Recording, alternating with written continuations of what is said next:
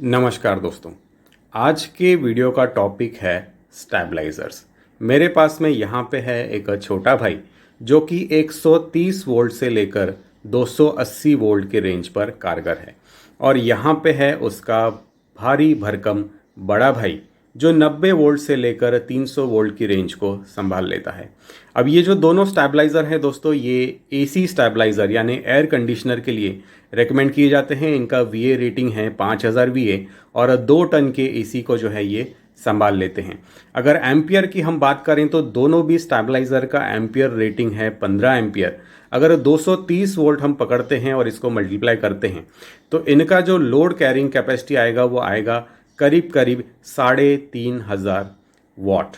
अब भले ही ये जो स्टैबलाइज़र है दोस्तों ये एसी के स्टैबलाइज़र हैं, एटलीस्ट ये जो बड़ा भाई है 90 वोल्ट वाला, इसको मैं एक मेन लाइन स्टैबलाइज़र में कन्वर्ट करने वाला हूँ। आप लोग वीडियो जो है ध्यानपूर्वक पूरा देखते रहिए ताकि आपको पता चले कि एक एसी वाले स्टैबलाइज़र को किस तरह से as a main line stabiliser use करें।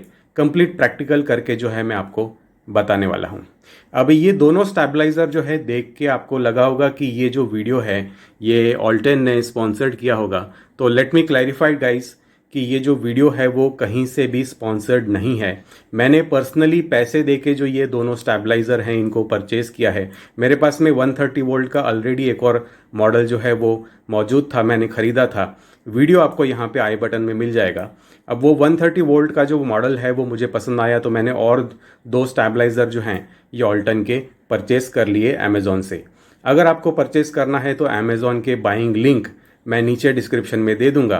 दोस्तों वीडियो कहीं से भी स्पॉन्सर्ड नहीं है, इसीलिए चैनल को सपोर्ट करने के लिए जब भी आप स्टैबलाइजर्स परचेस करें नीचे दिए गए अफिलिएट लिंक से ही परचेस करें। और हाँ, आपका जो परचेस प्राइस है वो तो सेम ही रहने वाला है। आइए चलते हैं इनके फिजिकल ओवरव्यू की ओर। दोस्तों स्टैबलाइज़र की जो बॉडी है वो मेटल कंस्ट्रक्शन की है, प्लास्टिक का आपको यहाँ पे नामो निशान नहीं मिलेगा। तो ये देखिए जो इसका बिल्ड है वो बिल्कुल सॉलिड है। बिल्ड क्वालिटी से मैं जो है कम्प्लीटली सेटिस्फाइड हूँ। अब आप जिस तरह से साइज़ में डिफरेंस देख पा रहे होंगे, इंटरनेट पे शायद ये दोनों जो हैं ये एक समान दिखते होंगे, लेकिन ये जो बड़ा भाई है सिर्फ नाम के लिए बड़ा भाई नहीं है। इसका जो वेट है, इसका जो साइज़ है वो इस वाले मॉडल से काफ़ी ज़्यादा है।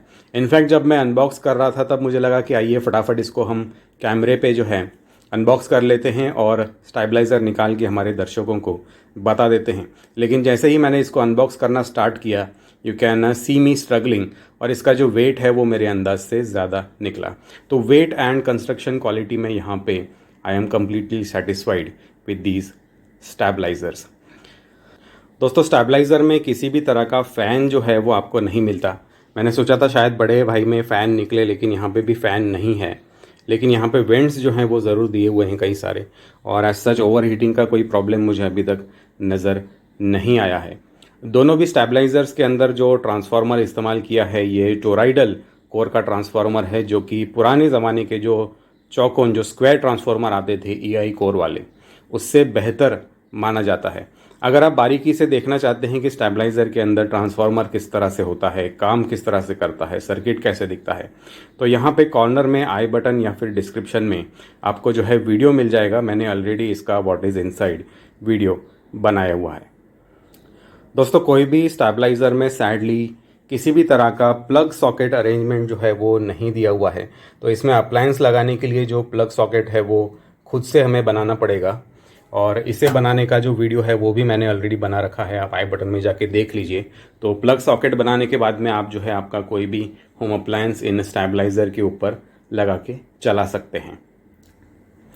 माउंटिंग हार्डवेयर की बात करें तो माउंटिंग जो ये छोटा भाई है 130 वोल्ट वाला, इसका साइज़ भी रीज़नेबल है, वेट भी रीज़नेबल है। तो उसके हिसाब से जो माउंटिंग हार्डवेयर दिया है वो दिया है सिंपल 2 स्क्रूज़ दिए हुए हैं। तो इनको जो है आपको दीवार पे लगाना है और फिर ये जो स्टैबलाइज़र है ये वॉल माउंट किया जा सकता है। साथ में दिया गया है एक यूज़र मैनुअल कम वारंटी कार्ड। अब ये जो बड़ा भाई है इसके लिए कुछ स्पेशल व्यवस्था करनी पड़ी है माउंटिंग की। तो माउंटिंग के लिए यहाँ पे दिया हुआ है ये प्लेट। अब ये जो प्लेट है इसको 3 स्क्रू से सबसे पहले आप दीवार में कसेंगे, स्क्रूज़ और ग्रिप साथ में दिया हुआ है। और प्लेट लगाने के बाद में ये जो स्टैबलाइज़र है इसके पीछे जो जिस तरह से ये लॉक है, इस तरह से आप ये दीवार के ऊपर माउंट कर सकते हैं। वारंटी कार्ड ऑफ कोर्स इसके साथ में भी आता है। अगर हम दोनों स्टेबलाइज़र के बिहेवियर की बात करें तो बिहेवियर थोड़ा सा जो है अलग है इन स्टेबलाइज़र्स का। और आप देख लीजिए यहाँ पे जो इनपुट है वो 225 वोल्ट जो है मैंने दिया हुआ है, और ये जो बड़ा भाई है 90 वोल्ट वाला, ये एक तरह से बाईपास के ऊपर चला गया है। जितना इनपुट आ रहा है लगभग उतना ही जो है ये बाईपास करके आउटपुट दे रहा है। इसका बारीकी से वोल्टेज टेस्ट हम आगे करेंगे, वीडियो को ध्यानपूर्वक देखते रहिए। अब ये जो छोटा भाई है दोस्तों, इसके अंदर सैडली कोई भी बाईपास का जो है वो फीचर अवेलेबल नहीं है। तो देखिए यहाँ पे जो इनपुट दिया जा रहा है वो दिया जा रहा है 225 वोल्ट, 225 वोल्ट इनपुट दिया जा रहा है। और ये हमेशा थोड़ा सा स्टेप डाउन मोड में चलता है, तो 15 वोल्ट जो है इसने कम कर दिए और 210 वोल्ट जो है आउटपुट दिया है। तो इस वाले स्टेबलाइज़र के अंदर बाईपास फीचर आपको नहीं मिलता है, इस वाले बड़े भाई के अंदर बाईपास का आपको फीचर मिलता है। लेकिन ये जो चीज़ है ये एक प्रो भी हो सकती है, एक कॉन भी हो सकती है। कॉन की बात करें तो ये हमेशा थोड़ा सा जो है स्टेप डाउन में चलता है, या फिर अगर वोल्टेज आपके गिरने लगे हैं, कम हो गए हैं 200 से नीचे, तो ये स्टेप अप में चला जाता है। लेकिन बाईपास ये नहीं करता है। लेकिन मेरा जो घर है दोस्तों, मेरा जो लोकेशन है ये पावर स्टेशन के पास में है, जहाँ पे वोल्टेज जनरली जो है ज़्यादा आते हैं। इसको ज़्यादा वोल्ट पे भी लगा के चेक करेंगे हम, 250 255 वोल्ट जो हैं वो मेरे घर पे आते हैं। तो इन केस में जो ये स्टेप डाउन वाला जो फीचर है ये मेरे लिए एक तरह से प्रो है, ताकि ये जो स्टेबलाइज़र है थोड़ा सा वोल्टेज कम करता है, जिसकी वजह से जो बिजली का सेविंग है वो मुझे देखने को मिलता है। अगर आपको समझ में नहीं आया कि स्टेप डाउन की वजह से बिजली में सेविंग क्यों होती है, किस तरह से होती है, अगर प्रैक्टिकल प्रूफ जो है आपको जानना है, तो अगेन आपको एक डेडिकेटेड वीडियो यहाँ पे कॉर्नर में मिल जाएगा, एक बार जाके देखिए, काफ़ी अच्छा वीडियो बनाया हुआ है। तो जो बिहेवियर है दोनों के थोड़े थोड़े अलग हैं। अब आइए इन दोनों को हम लगाते हैं वर्क बेंच में, और वर्क बेंच पे लगाने के बाद में जो है मल्टीमीटर लगा के अच्छे से इन दोनों की टेस्टिंग स्टार्ट करते हैं। Guys welcome to my workbench, और ये है 130 वोल्ट वाला ऑल्टेन स्टेबलाइज़र। आइए इसको जो है हम स्टार्ट करते हैं, और जैसे ही हम स्टार्ट करेंगे इसमें टाइम डिले का जो है फीचर आता है, और बाकायदा यहाँ पे डिस्प्ले के ऊपर बताया जाता है कि 5 सेकंड का डिले लिया जा रहा है। आउटपुट के अंदर जो है मैंने मेरा ये मल्टीमीटर लगा रखा है इसके आउटपुट टर्मिनल ब्लॉक में, और हम यहाँ पे चेक करेंगे इसके वोल्टेज का बिहेवियर, साथ में डिस्प्ले का एक्यूरेसी। तो यहाँ पे जो इनपुट दिया जा रहा है दोस्तों वो दिया जा रहा है 240 वोल्ट, और इसका जो टैप साइज़ मुझे मालूम पड़ता है वो मालूम पड़ता है करीब 15 वोल्ट का। तो 240 को जो है ये स्टेप डाउन करके 225 बना रहा है, और ये जो 225 की जो वैल्यू है दोस्तों, ये मेरा मल्टीमीटर बता रहा है 226। तो इसका जो डिस्प्ले है वो आई बिलीव पहले से ज़्यादा एक्यूरेट हो चुका है। मेरा जो पुराना 130 वोल्ट वाला जो मॉडल था ऑल्टेन का, उसमें कहीं ना कहीं 2 से 3 वोल्ट का जो है वो फ़र्क आता था डिस्प्ले की एक्यूरेसी वर्सेस मल्टीमीटर की एक्यूरेसी में। लेकिन यहाँ पे आप देखिए जो एक्यूरेसी है वो शायद ऑल्टेन ने अपग्रेड किया है, तो हो सकता है कि डिस्प्ले चेंज करने के साथ में इसका जो कार्ड वगैरह है वो भी अपग्रेड कर दिया हो। तो यहाँ पे आप देख लीजिए 225 जो है वो बताया जा रहा है डिस्प्ले पे, और मल्टीमीटर के ऊपर जो वैल्यू आ रही है वो 226 वोल्ट आ रही है। और डिस्प्ले पे अगर आपका अभी तक ध्यान नहीं गया है, तो अगर इसमें कुछ डिफरेंस आपको दिखता है तो मुझे कमेंट करके इस वीडियो को पॉज करके ज़रूर लिख के बताएं। तो यहाँ पे कुछ दिखा, आपको नहीं दिखा तो वीडियो को देखते रहिए, मैं आपको एंड में इसका डिटेल बता दूंगा। दोस्तों इस 130 वोल्ट वाले मॉडल में जब हम 250 वोल्ट का इनपुट देते हैं, जो कि मेरे एरिया में काफ़ी कॉमन है, तो आप देखिए डिस्प्ले के ऊपर 251 252 वोल्ट आ रहे हैं, और आउटपुट के अंदर ये काफ़ी रीजनेबल 235 वोल्ट मेंटेन कर पा रहा है। एक बार देख लीजिए आप जो डिस्प्ले है वो, तो इनपुट दिया जा रहा है 252, और उसको स्टेप डाउन करके आउटपुट बना के दे रहा है 235। दोस्तों इस स्टेबलाइज़र को जो है मैंने 219 वोल्ट इनपुट दिया, और 219 को जो है स्टेप अप करके ये बना के दे रहा है 245। तो ये जो है मेरे इन्वर्टर का एक्चुअली आउटपुट है 219 218 19 वोल्ट, और उसको ये स्टेप अप कर रहा है और बना के दे रहा है 245 वोल्ट्स। दोस्तों बारी आती है अब बड़े भाई की, यानी कि 90 वोल्ट वाले मॉडल की, और इसको हमने लिया है वर्क बेंच पे। और इसका जो आउटपुट वोल्टेज आ रहा है वो आ रहा है 205 वोल्ट। लेकिन ये 205 वोल्ट कहाँ से ये बना रहा है? तो 205 ये बना रहा है 247 में से। मतलब इसका जो टैप साइज़ है गाइज ये बहुत ही बड़ा है, लगभग 40 वोल्ट जो है माइनस कर लिए। और जो 205 इसके डिस्प्ले के ऊपर ये बता रहा है वो मल्टीमीटर के ऊपर अगर हम देखते हैं तो वो आता है 207 वोल्ट। तो डिस्प्ले की एक्यूरेसी ठीक है, देखिए 2 वोल्ट ज़्यादा है मल्टीमीटर पे इसके डिस्प्ले के कंपैरिजन में। लेकिन इसका जो टैप साइज़ है जो 40 वोल्ट का है उसके ऊपर थोड़ी और ज़्यादा जो है टेस्टिंग की ज़रूरत है। एक बार आप फिगर्स देख लीजिए डिस्प्ले के ऊपर। तो 246 जो है इनपुट है, उसमें से 40 घटा लिए और 207 वोल्ट जो है बना के इसने आउटपुट में दे दिए।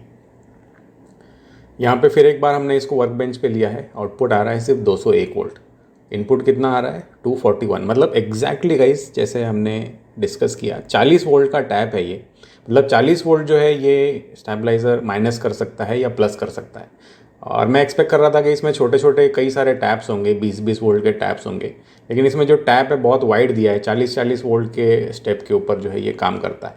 तो अब देखिए 200 वोल्ट यहाँ पे दे रहा है और अगर ऐसा ही चलता रहा तो इसका जो आउटपुट है ये तो एक बार 200 से भी नीचे आ जाएगा। तो देखते हैं और टेस्टिंग करके इनपुट कर दिया हमने 238 और अभी देखते हैं कि आउटपुट कितना दे रहा है। तो आउटपुट यहाँ पे दे दिया 198। तो गाइज़ यहाँ पे जो है मैं थोड़ा सा सेटिस्फाइड नहीं हूँ, इसका जो आउटपुट है ये 200 से भी नीचे चला जा रहा है। तो यहाँ पे जो है इसको और ज़्यादा कैलिब्रेशन की और ज़्यादा एक्यूरेसी की ज़रूरत है। ऑल्टेन को इसके ऊपर थोड़ा काम करना चाहिए। अब फाइनली जो है जाके ये मशीन बाईपास हुआ है। तो इनपुट जब 237 236 हुआ है तब जाके ये बाईपास में गया है और अभी जो है इसका इनपुट और आउटपुट वोल्टेज बाईपास की वजह से सेम हो गया है। तो इनपुट जो है यहाँ पे आ रहा है 237 और आउटपुट जो ये देगा वो भी वही देगा 237 या 236 आउटपुट देगा। दोस्तों एक स्टेबलाइज़र जो है वो मैंने लगा लिया है यहाँ पे और ये लगा हुआ है मेरे हुंडई के 1.5 टन एसी के साथ। इसका रिमोट गाइड देखना है तो देखिए काफ़ी डिटेल वीडियो जो है वो ऑलरेडी बना रखा है। और ये जो स्टेबलाइज़र है ये कुछ इस तरह से लगाया हुआ है, काफ़ी नीट एंड टाइडी फैशन में। दोस्तों मैं जनरली देखता हूँ कि जब भी स्टेबलाइज़र लगाया जाता है बड़ी लापरवाही से लगाया जाता है, शॉर्टकट मेथड से लगाया जाता है। तो लगाने का जो सही तरीका है वो कुछ इस तरह से है।